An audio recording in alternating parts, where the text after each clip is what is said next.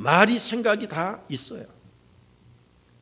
그걸 보고 소위 말하는 로고스라도 로고스.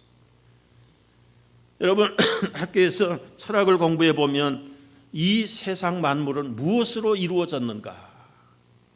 뭐 먼지로 되었다, 물로 되었다, 뭐 빛으로 되었다, 여러 가지 많은 이야기를 합니다마는 예수님이 육신으로 이 땅에 오실 무렵에는 주로 로고스로 이루어졌다라는 것이 팽배한 철학 사상이고 인류의 기원 사상입니다. 따라서 예수님이 로고스로 계셨다고 하는 말은 이 땅에 현현하지 않았지만, 나타나지 않았지만 이미 구약시대 이전에, 태초 이전에 생각을 가지시고 계획을 가지시고 선포되지 않는 말씀으로 계신 로고스의 그분이 바로 예수 그리스도다.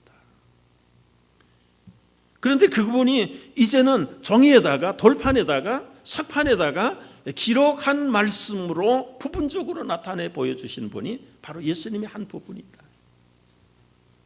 이미 구약 시대에는 여러분 오늘날처럼 종이에다가 기록하는 거 아니지. 양피, 양가죽에다가 돌비에다가 때로는 파피루스에다가 기록을 해놓은 것들이. 물론 그 기록이 선지자들 이전에 주님이 가지고 계시는 생각이고 계획이 바로 이 로고스. 이 로고스의 사고와 생각을 통해서 우주 만물을 계획하시고 디자인하시고 그리고는 이걸 선포하심으로 이제 창세기에서 창조 사역이 이루어지는 것을 우리가 보게 되는 것입니다. 요한복음은 참 심오하고 굉장히 깊은 의미를 가지고 있는 이 로고스 하나만 가지고도 이 닥터 디그리를 수천 개를 받았다. 여러분 로고스를 계속 연구하면 거기에 닥터 디그리가 아직도 수없이 많이 나올 수 있는 그런 엄청난 심오하신 로고스 예수 그리스도를 지금 짧은 시간에 우리가 이해하고 전달한다는 것은 어떤 면에서는 불가능하나 성령이 여러분에게 깨닫게 하시고 정리시켜 주시면 여러분이 믿고 이해할 줄로 믿습니다. 이 리튼 워드이신 로고스로 계시던 하나님 예수 그리스도가 이제 2000년 전에 이 땅에 선포된 말씀으로 오신 거예요. 리빙 워드로 오신 거예요. 이걸 보고 라틴어로는 레마라고. 로고스의 말씀은 생각만 가지고 있으니까 아무런 행동도 열매도 결과도 나타나 보이지 않을 수 있습니다. 여러분 사람이 말을 해야 속을 알지요. 말 안 하고 입 다물고 있는데 어떻게 그 속을 알겠어요. 그러나 말을 할 때는 이분이 기분이 좋은지 기분이 나쁜지 알 수 있어요. 하나님의 위대한 계획을 가지고 계시고 생각을 가지고 계시다가 이제는 선포하시고 말씀하실 때 천지창조가 일어나고 그리고 놀라운 기적들이 일어나는 사건이 바로 로고스가 레마가 되는 사건이에요. 여러분 쉽게 얘기하면 우리가 들고 다니는 이 성경에 기록된 말씀은 리튼 워드예요. 이게 우리 집에 100권이 있은들 아무 능력이 없어요. 이 말씀을 펴서 우리가 읽고 선포하고 그리고 믿고 행하면 그 속에 레마의 말씀, 리빙 워드가 나타나는 체험을 할 줄로 믿으시기 바랍니다. 예수님은 이 로고스이시면서 레마이시다. 말씀으로 계셨다. 참 이 놀라운 것이지. 여러분 이제 예수님이 말씀을 가지고 역사하셨다는 것이 창세기 1장 3절에 분명하게 증거가 되어 있습니다. 요한복음 1장 1절에서도 태초에 말씀으로 계셨다라고 말씀하시면서 창세기 1장 3절에 보면은 이렇게 되어 있습니다. 땅이 혼돈하고 공허하여 이제 어떤 분들은 아무런 창조 사역이 없는데 그 땅은 언제 어디에서 만들어진 겁니까? 질문하시기도 해요. 그러나 그거 지금 설명할 겨를은 없고요. 이미 이 땅도 하나님이 만드신 것인데 이 만들어 놓은 땅에서부터 이제 소위 말하는 천지 창조가 시작이 되는데 이 하나님의 영은 성령이시죠. 하나님의 성령은 수면 위에 운행하시더라. 이 운행한다는 말은 뭐 움직이고 돌아다닌다는 말이 아니고 우리말 번역은 그렇게 느낌이 있습니다만은 히브리어의 운행이라고 하는 말은 그냥 요동하지 않는 거예요. 아무 움직임이 없는 거예요.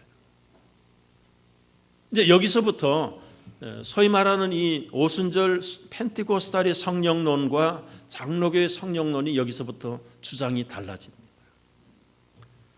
그래서 믿음으로 성령 충만만 받으면, 하나님의 영이 충만하기만 하면 불가능이 가능해지고 믿음으로 능치 못할 일이 없다고 주장하는 것이 펜티코스탈의 성령론인데, 이 장로교의 성령론은 이걸 봐라, 하나님의 영은, 성령은 아무 일하지 않고 수면에 꼼짝도 없이 그냥 있지 않느냐.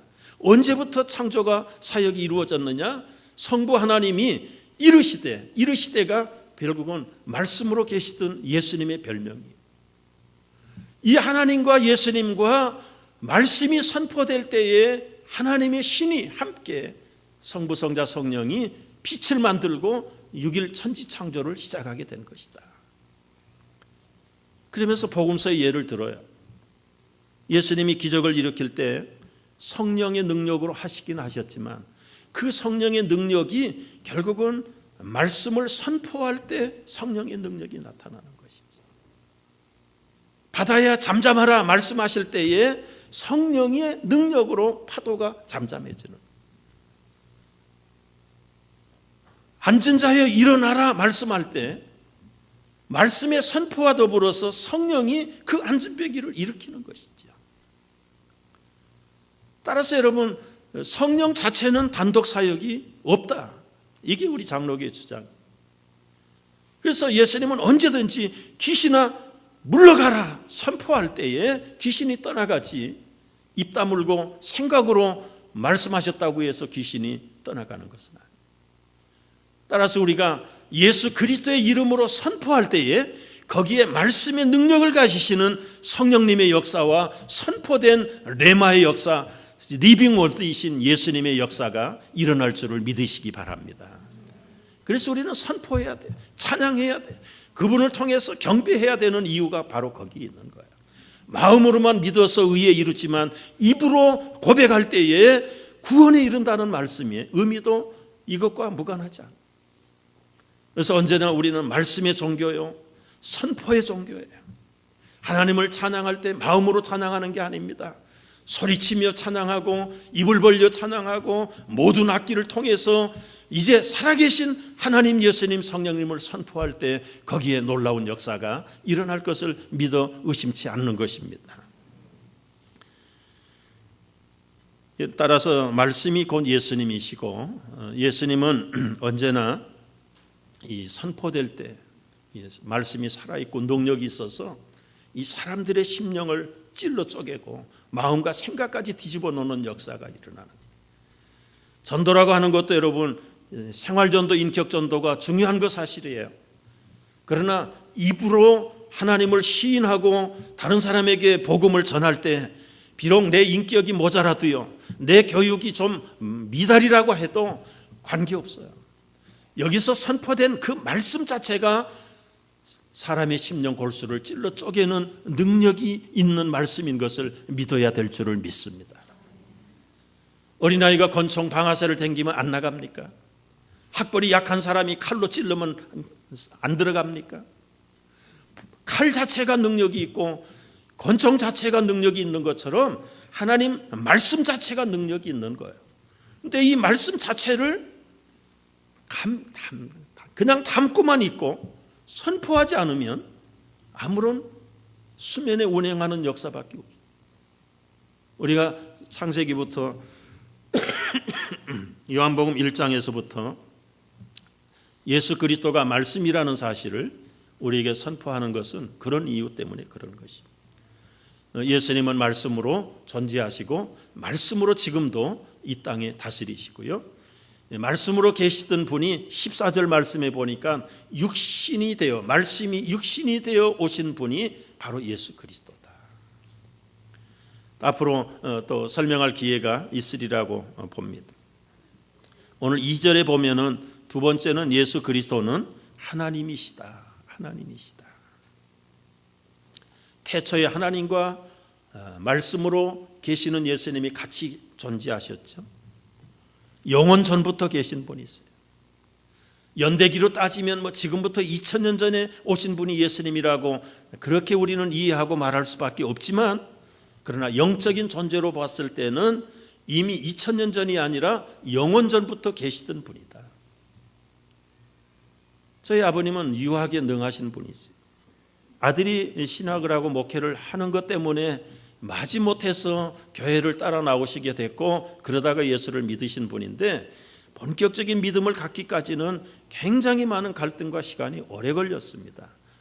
그 원인들 가운데 하나는 이미 배운 그 유학을 통한 공자의 가르침, 그리고 동양 사상에 대한 가르침이 가득 차 있기 때문에 그래요. 주일날 저녁 때 모여가지고 가족끼리 그런 얘기를, 아버님 오늘 예배 가서 목사님 설교 어땠습니까? 넌지시 가정 예배 때 물어보면 그 말씀은 공자 대학 중용 몇 편에 보면 그 말씀이 있느니라. 아주 정확하게 집어냈어요. 그러면서 꼭 토를 다는 게, 공자가 예수님보다 500년 먼저 태어났는데, 석가모니가 예수님보다 550년 전에 먼저 태어났는데, 예수님은 새까만 후배라는 거죠. 아버님, 그게 세상적인 연대기로 볼 때는 500년, 550년 후에 사람의 몸으로 오신 하나님이기 때문에 그럴 수 있습니다. 그러나 이미 예수님이 사람의 몸을 입고 오기 전에 태초에 계셨다고 말씀하지 않습니까? 이걸 보고 신학적인 용어로는 어려운 말이에요. 예수님의 선제설이라고 그래요. 선제설. 오늘 현대인들 가운데도 그런 계산론법으로 따져가지고 예수님이 4대 성인 가운데 한 분이다, 그렇게 이해하고 생각하는 사람들이 없잖아요. 여러분, 결코 예수님은 연대기적으로 따시는 분이 아니에요. 이미 태초부터 계시는 하나님이시세요. 하나님과 동일하신 분이세요. 그 동일하신 하나님이 선지자들을 통해서 말씀해도 못 알아들으니까, 듣고도 순종하지 않으니까 답답해서 하늘을 버리시고 뛰어내려 오신 분이, 사람의 몸을 입고 오신 분이 바로 성자 예수 그리스도라. 따라서 예수님은 아들이라는 표현이 아니라 그 아버지나 아들이나 동일하다. 제자들에게 뭐라고 말씀했어요? 선생님, 우리에게 하나님 보여주세요. 그러면 우리가 믿습니다. 이놈들아, 그렇게 말하진 않았지만 답답해서 나를 본 자는 아버지를 보았거늘 왜 하나님을 보여달라고 그러느냐. 여러분, 하나님을 하늘처럼 받드는 유대인들에게 아버지와 아들 나는 동일하다, 내가 하나님이다라고 하시는 이 말을 하고야 어떻게 예수님이 살아남기를 바랬겠습니까? 결국은 이 신성모독죄에 걸려가지고 예수님이 십자가에 사형을 당하신 것이죠. 그럼에도 불구하고 예수님은 하나님 아버지와 나는 동일하고, 나를 본 자는 아버지를 봤다, 결국은 아버지와 나는 동일하다, 내가 하나님이라, 그 말이에요. 여러분, 이게 잘 이해가 안 되면 제가 처음 믿을 때 헷갈렸던 부분을 여러분도 답습할 수밖에 없어요. 예수 믿으라고 그랬다가 이쪽에서는 하나님 믿으라고 그랬다가 도대체 하나님을 믿어야 되는 건지 예수님을 믿어야 되는 건지 혼란스러워요. 그러나 지금 말씀 듣고 보니까 어떻습니까? 그 예수님이 하나님이시고 그 하나님이 예수님이세요. 그러나 이 순서를 바꾸면 안 됩니다. 예수님 없이 하나님을 믿는다는 말은 성경에 하나님의 원대하신 구원 계획으로 볼 때는 바른 하나님을 믿는 것이야. 한국이나 미국이나 세계에 지금 자칭 자기가 하나님이라는 사람들이 수백 수천 명이 있어요. 근데 그들이 하나같이 가짜인 것은 무엇으로 증명됩니까? 그들에게 그리스도가 없기 때문에 그렇습니다. 그리스도가 없는 하나님은 하느님은 될런지 몰라요. 여러분, 하느님이 있으면 바다님도 있고 땅님도 있고 자연